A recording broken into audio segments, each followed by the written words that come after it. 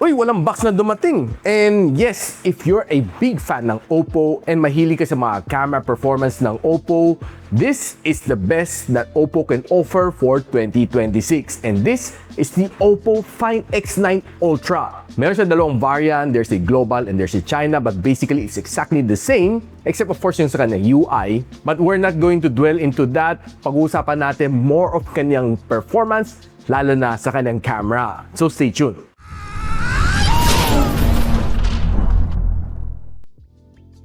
So since walang box itong Oppo Find X9 Ultra na nahiram ko sa aking friend, ang kanyang China ROM variant na 12256 would be priced at around 75,000 pesos, and yung kanyang global variant na 12512 would be priced at around 99,999. I'll post the link on the description box below, mapa China ROM man or global ROM siya, or just simply click yung YouTube shopping link para ma-redirect kayo at mabili nyo ng official itong mga phones na ito that I recommend. Kunting ingat lang, ang daming scammers out there, mas mura sila ng konti, pero baka bato ang dumating sa inyo. So kunting ingat lang. And if you click through sa mga links ko sa YouTube shopping link, you probably might get yung mga vouchers na binibigay ko sa inyo at around mga less 2,500 pesos. Depende sa release ni YouTube in collaboration with my channel. Now, pag-usapan lang natin ang kanyang design. Ang ganda ng kanyang design, no? And it looks almost similar sa Vivo X300 Ultra na may hati dito, pero kay Vivo two-tone, ito simply may hati lang siya and makikita mo na it's exactly the same color. This one is a eco leather finish ang kanyang likod. There are other na glass finish sa likod, aluminum side frames, and you get a Corning Gorilla Glass Victus 2 na protection dito sa harap. I like yung kanyang eco leather finish dito sa likod. It feels really nice, maganda ang aking grip, and walang fingerprints, that's for sure. Katamtaman lang ang kanyang camera bump. Hindi naman sa sobrang kapal, and hindi naman sa sobrang bigat ang kanyang ulo, unlike the one from Vivo. IP68, IP69, dust and water resistant nga pala tong phone na ito. And this one, yung kanyang China ROM variant doesn't support eSIM, yung kanyang global supports eSIM. Pero sobrang dali lang gawing eSIM yung China ROM variant. Just buy a smart multi-SIM and pwede kang maglagay ng eSIM dito. Just check ang aking channel for tutorial ng smart multi-SIM. Mura lang yun, nasa 119 pesos lang yun. Now if you want the complete specs itong Oppo Find X9 Ultra, share ko muna sa inyo. Now, of course, flagship phone gives you flagship level na experience. Currently, itong phone na ito is running ColorOS 16 inside Android version 16. And it gets 5 major Android updates. So kung 16 siya ngayon, 17, 18, 19, 20, 21, dapat updated ka up to Android version 21. After 5 years. That is, if hindi ka nangati and nagpalit ng bagong smartphone. Now, pagdating naman sa experience, si Global ROM at si China ROM, hindi naman sobrang nagkakalayo. Si China ROM may mga Chinese na bloatwares or mga pre-installed apps na tinatawag na pwede mong i-delete agad. Installing Google Play Store, madali lang din naman. On the other hand naman, sa global variant, you have the Google Play Store pre-installed out of the box. Of course, pagdating naman sa experience, top-notch ito makuha mo dito. The experience is really nice, multitasking, lahat ng gusto mong gawin dito, AAA games, name it, kayang-kaya i-handle neto phone na ito. Dahil this one has the Qualcomm Snapdragon 8 Elite Gen 5. It is the most powerful na chip na meron ni Qualcomm for the first half ng 2026. Pagdating sa second half, probably lalabas na si Qualcomm Snapdragon 8 Elite Gen 6. Pero as of the time na recording to video na to, 8 Elite Gen 5 ang latest na chip ni Qualcomm. Inner score niya is pretty nice. Ang taas din, 3.84 million points dito sa Antutu benchmark. And if you want to see the other benchmark na ginawa natin dito sa phone na ito, share ko sa inyo. Now, pagdating sa battery, hindi ka tinipid ni Oppo dito. Flagship phone deserves flagship level na battery size. 7,050 mAh sa silicon carbon battery, 100 watts ang kanyang fast charging, 50 watts ang kanyang wireless charging, may reverse wireless charging and reverse wired charging din siya, and of course, may bypass charging. So, kompleto. Now, on daily average usage, tong phone na ito would probably last you for 2 days. Upon usage ko, pag normal lang gamit ko or kahit pang hotspot ko lang, 2 days, kayang-kaya niya magtagal naman dito sa phone na ito. And pag nag-record ka naman ng tuloy-tuloy, medyo mas mabilis mag-drain ang kanyang battery. Now, nung sinalang ko naman to sa PC Mark na battery stress test, ginawa natin dito 50% brightness, 60 FPS, 60 Hz sa screen refresh rate, naka-on ng Wi-Fi, naka-on ng Bluetooth, naka-on ng NFC, and I got a 24 hours and 50 minutes na screen on time. Now, in terms of display, this phone has a 6.82-inch na LTPO AMOLED display, a 144Hz screen refresh rate, mataas ang kanyang maximum brightness at 3,800 nits, Dolby Vision, Corning Gorilla Glass Victus 2 ang kanyang protection. I think everything nandito na sa kanyang display. If you're trying to view yung mga favorite shorts, reels, modes sa yung favorite social media app, scroll ka lang. Sobrang smooth naman na experience mo dito. Provided na mabilis ang yung internet connection ha. And if you're watching your favorite shows like sa YouTube, sa Netflix, you're really bound to enjoy dito sa kanya dahil it can give you a really good viewing experience thanks to its display, no? Maganda nga ng display, the black is blacker. Sobrang nice ang viewing experience dito sa kanya. Now, yung mga flagship level phones, magaganda ang tunog ng kanilang phones. Like napakinggan naman natin sa Xiaomi 17 Ultra, sa Vivo X300 Ultra. Gusto ko lang din pakinggan yung sounds nito and i-share ko sa inyo kung kasing level nila or even better. Pakinggan natin.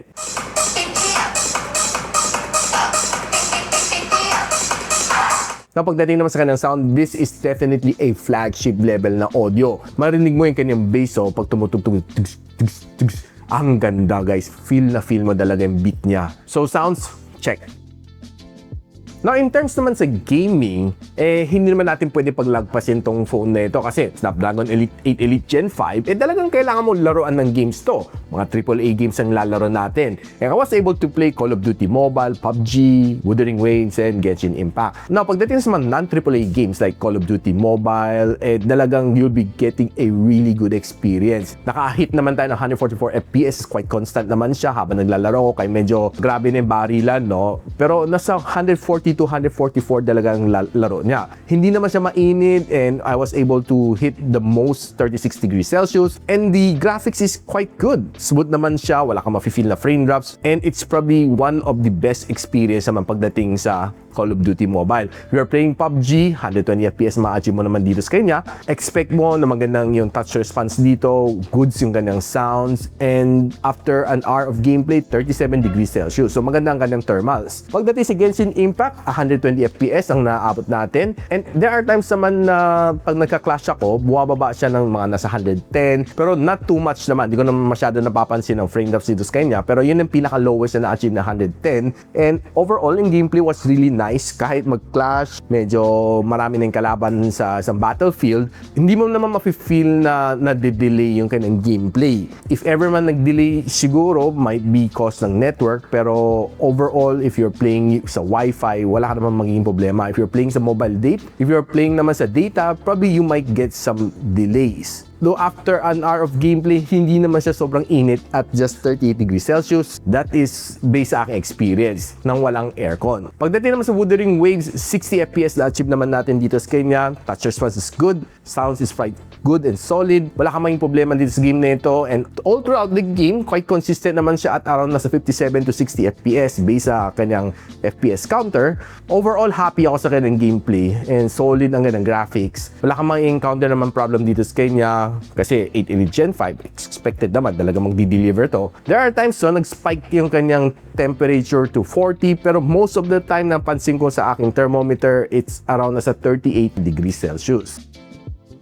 Now, pag-uusapan na natin yung pinaka-inaantay niya dito sa buong video. Of course, it's talking about the camera netong phone neto. This one has a collaboration with Hasselblad and we have a 200MP na main camera sensor with OIS, 200MP na periscope telephoto lens na may 3x optical zoom, and there's another periscope telephoto lens sa 50MP na may 10x na optical zoom, 50MP ang kanyang ultra-wide lens, and this one can shoot you up to 8K and 30. 50MP rin kanyang harap and it can shoot you up to 4K and 60. Now, one of the good things naman dito sa phone na ito, if you take it out of the country, ang gaganda ng mga shots na makukuha mo dito. Most of these outdoor shots are really nice, sharp. Kahit yung mga simple street snaps lang naman, mga candid snaps lang naman, biglang whip out the phone, take a picture ng mga tall buildings, magaganda naman mga kuha ko dito sa kanya. Mga simple shots like this one, talagang mapapamangha ka talaga, no? Sa Disneyland Park, talagang goods na goods itong kanyang camera. Some simple portrait photos are really nice to take a look at. And pag kumuha ka ng mga building shots like this one, talagang, well, honestly, I'm speechless kasi maganda. And kung kumuha ka ng mga greens, honestly, I'll tell you na medyo saturated ang kanyang mga greens, pero yung kanyang pagka-green is Instagrammable naman. And ang dami kong mga great snaps naman dito sa camera na ito. Just feel free to check me out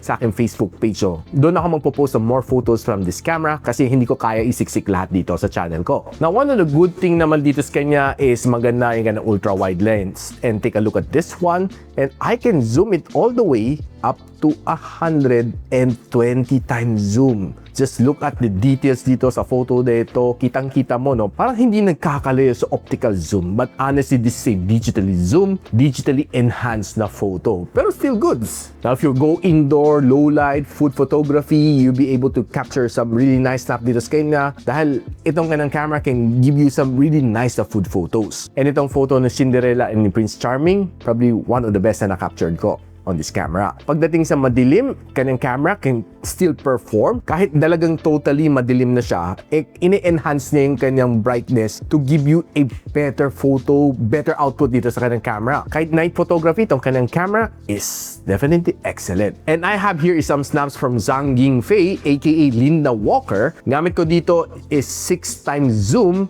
and look at all of these photos, the different facial expression niya. Ang ganda nitong camera niya. Shout out kay Miss Linda Walker. Now, in terms of mga selfie shots na maka-capture mo dito, okay, maganda. Expected mo naman from a camera like this one, a flagship level camera. Wala kang maging problema naman sa kanya. You'll be able to get some really nice photos, poging-pogi. Pagdating naman sa indoor na mga selfie shot, equally said, maganda pa rin siya.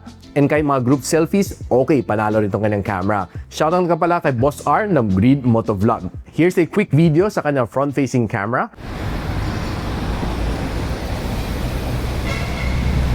And here's a quick video from its rear camera.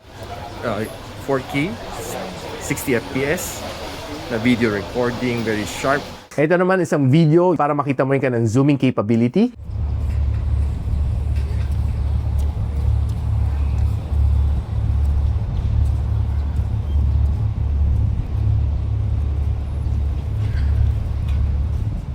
And here's a quick night video na na-captured ko ng mga fireworks from Disneyland.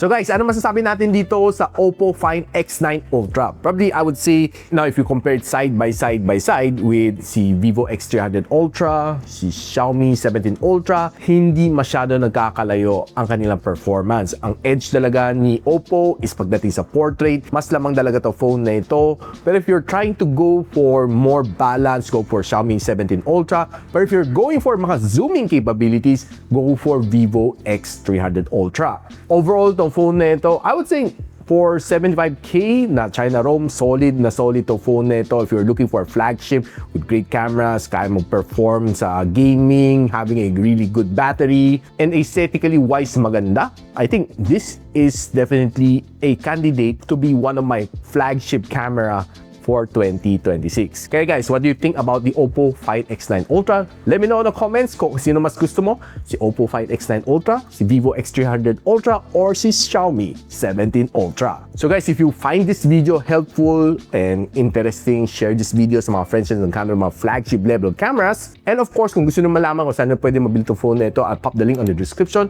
or just simply hit yung YouTube shopping link. Nandyan lang. And of course guys, ina-encourage you to like, subscribe dito sa aking channel so you don't miss out ng mga videos na galing dito sa aking channel. So paano guys, hanggang dito muna ako. I'll see you on my next video. Peace out. And so, ako para si Richmond and you're watching Gadgetsidekick. Like and subscribe to my channel. Don't forget to hit that notification bell. For one of my latest uploads, click dito. And for one of my popular uploads, click here.